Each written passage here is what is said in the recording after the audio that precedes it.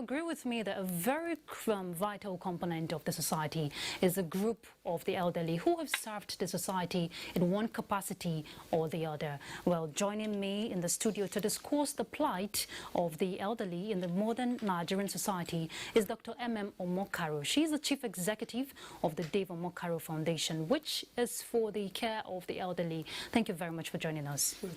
Thank you for having me. I know today is your day because I know you're very passionate about the elderly persons. Yes. But what could you term in terms of activities and, physical action done to the elderly that you would term as an abuse on the elderly?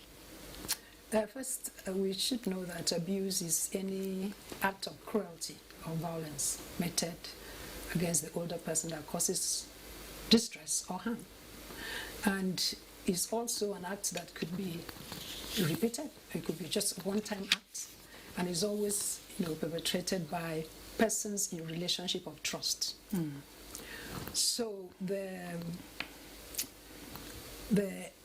setting where you find elder abuse would be living arrangements, could be care and support system situation. It could be long-term care, palliative care situation.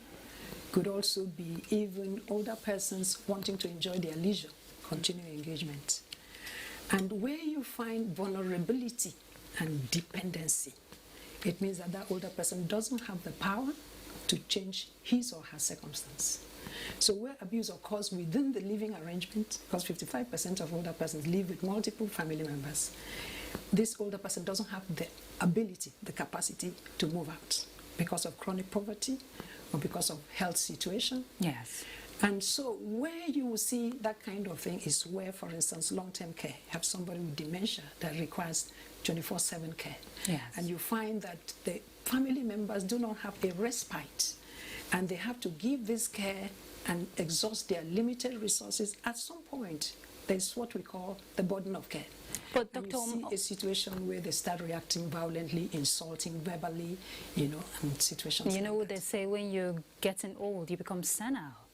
Not necessarily. Yes, but Dr. Omokaro, loneliness is one of the major psychological problems that most elderly persons, face. And that's a problem. But how do you think that could be, addressed? Because most times family members need to go out to fend for the family.